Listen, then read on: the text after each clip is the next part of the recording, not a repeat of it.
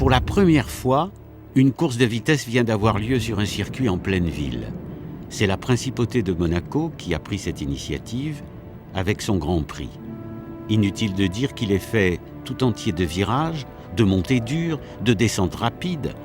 Un service de signalisation qui se respecte aurait dû le couvrir de poteaux indicateurs signalant des dangers ininterrompus. Extrait du journal La vie automobile, 25 avril 1929. Ainsi, à l'heure des voitures sans chevaux, on avait fini par ranger les bicyclettes du sport vélocipédique monégasque de 1890. Or, une idée germait, inviter toute une Europe turbulente à prendre le volant pour rallier Monte-Carlo. En plein hiver, rallye, ça y est, le mot était lâché. Il ne manquait que quelques héros, des aventuriers, des chefs d'orchestre et aussi d'affreux chemins appelés routes. Venez donc voir ce que vous n'avez peut-être jamais vu ou même jamais soupçonné. « 1911. Nous y sommes. Cet imposant bureau qui sent la cire comme au premier jour, c'est évidemment un témoignage de l'histoire, frappé au cœur des années 60.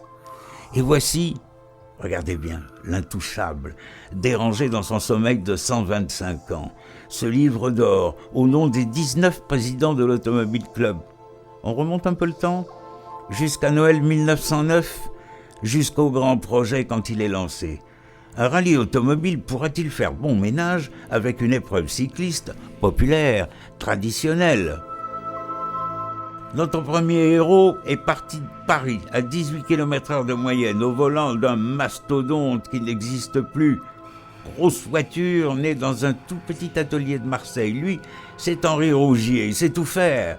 Il a même aussi fait décoller un avion sur le port de Monaco 3 ans avant Roland-Garros. Henri Rougier chatouille la Méditerranée et fait peur aux arbres. Nagel, l'année d'après, 1912, il a quitté Saint-Pétersbourg par moins 25 avec un coéquipier qui a une main fracturée, donc il ne pourra pas conduire.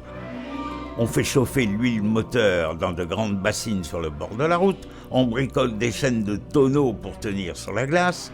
Nagel roule 3300 km jusqu'à Monaco. La voiture est pleine de boue, le pare-brise est cassé. L'équipage dans sa fourrure de bête n'est pas très élégant. Alors Nagel et Mikhailov sont disqualifiés. Dans la cacophonie, le rallye aurait-il déjà vécu ? Entre ceux qui rêvent que d'élégance, que de confort, et ceux qui préfèrent s'arrêter au seul exploit sportif, il ne reste pas beaucoup de place. À la reprise, dans les années 20, le règlement atteint des sommets de complications. On invente même un système d'indices ahurissant. Il y a eu l'indice, par exemple, au rallye Monte-Carlo, sur le nombre de personnes dans le véhicule. Plus il y avait de personnes dans la voiture, plus on avait des points de bonification et de bonus. Si bien qu'une année, on a eu un équipage qui est venu au rallye Monte-Carlo dans un autobus.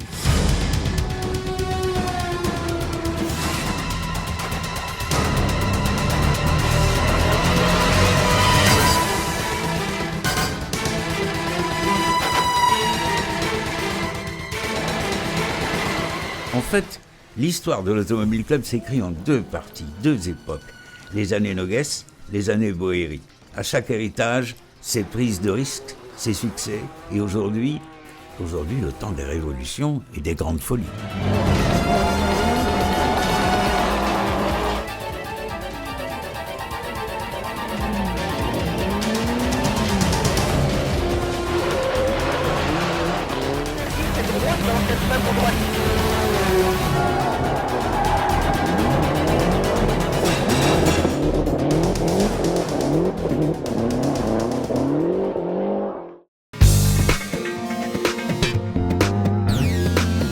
Sans ces 2-là et quelques autres, nous ne serions certainement pas ici ce soir.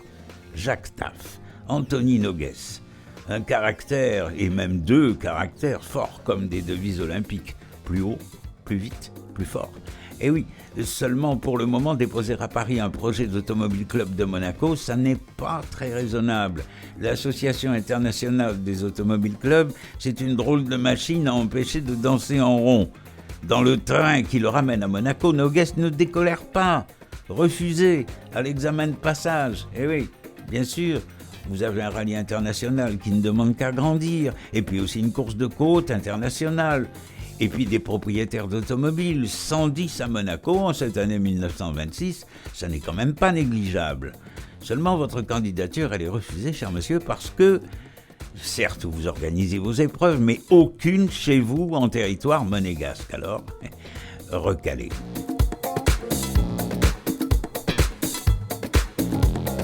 Noguès, comme tous ceux qui vont lui succéder, est un têtu, un imaginatif et un combattant. C'est à pied qu'il part dans les rues de Monaco, seul, enfin presque, et qu'il projette dans sa tête l'image folle d'un futur circuit de vitesse, entièrement monégasque. Il en parle avec quelques complices. Et quel complice celui-là? Une étoile, 74 courses, un des 10 meilleurs pilotes de la planète, un certain Louis Chiron. Et alors un jour, je fus appelé à Paris. Le président de l'Automobile Club de France était le comte de Vaugué. Et alors on me dit, vous savez, nous avons été touchés par une réclamation faisant ressortir que nous n'avions pas le droit d'avoir comme affilié un automobile club étranger. Êtes-vous étranger? Oui. Je vais faire toutes les démarches voulues pour être reconnu comme automobile club national. Dans un an et demi, vous verrez à Monaco une épreuve importante qui étonnera le monde entier.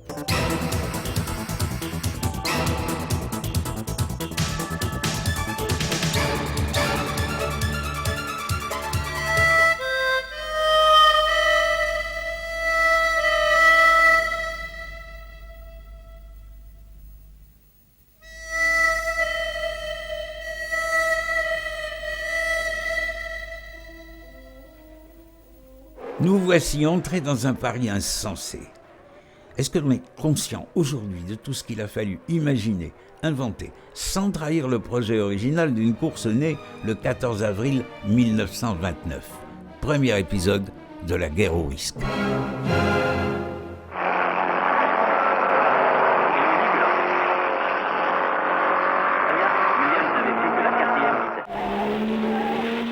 Et regardez ce personnage, c'est Fangio, à l'entraînement, sur une piste italienne à quelques jours d'un Grand Prix de Monaco qu'il va gagner, 2 fois. Et il écrit, Fangio, à Monaco, tous les virages sont masqués. S'il n'y avait pas une vraie sécurité des commissaires, ça serait ingérable. J'ai eu la chance de gagner quand même 2 fois à Monaco et je suis comblé. Et Fangio a gagné 2 fois également comme moi. Et la première fois qu'il a gagné, c'était en 1951, lorsqu'il y a eu l'accrochage. Il aurait pu gagner sans l'accrochage, bien entendu. Et les 3/4 des voitures sont restées, évidemment, dans l'essence qui a été répandue par tous les réservoirs. Et il y en avait au moins 1500 litres, minimum de 1500 litres, puisque c'était au premier tour. Et tout le réservoir était plein. Pensez que dans ma carrière qui a été longue, eh bien, j'ai quand même perdu 52 camarades en course. Not Bandini. Bandini's crashed. L'arrivée du président Boéry en 72 va singulièrement modifier les choses. La création d'un corps de commissaires de route et de piste, entraîné comme une véritable armée, est confiée au dévoué Eugène Gastaut. Et cette petite armée fera très vite figure de modèle dans le monde entier. Vigilant, toujours porter le casque, toujours porter les gants pendant toutes les épreuves. Voilà, la mise en position.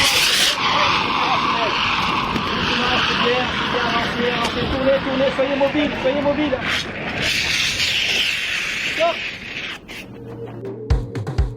Et sonne l'heure des grands travaux.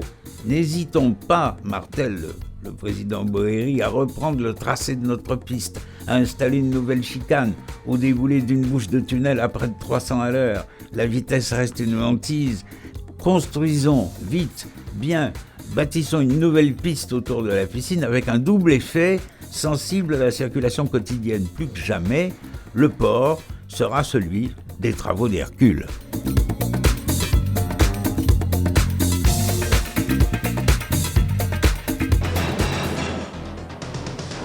Au final, le Grand Prix de Monaco se dote d'un véritable salon pour la Formule 1 et d'autres petites idées spectacles. Par exemple, est né cet extraordinaire musée vivant de 70 ans de course automobile, histoire de mettre la poussière à la porte et de rappeler que la course, ça n'est pas les sports mécaniques, c'est une course d'hommes.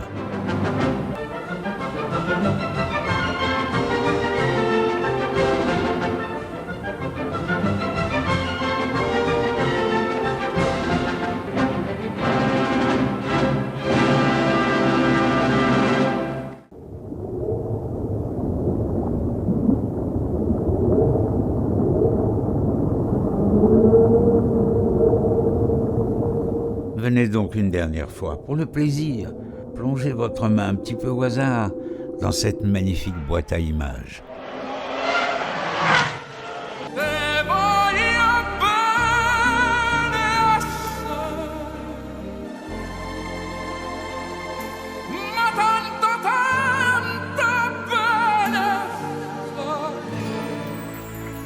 Mesdames et messieurs, je lève le verre, mon verre, au prince souverain, à ces nobles ancêtres qui, depuis le prince Albert Ier, ont contribué à ce que les épreuves se fassent, s'améliorent. Et vous-même, monseigneur, vous êtes rentré maintenant de plein pied dans les nouveautés, puisque vous êtes en train de faire aménager la nouvelle Dars en face de l'Automobile Club. Je vous remercie. À tous, mesdames et messieurs, à vous, chers membres, bon anniversaire et bonne soirée. Merci.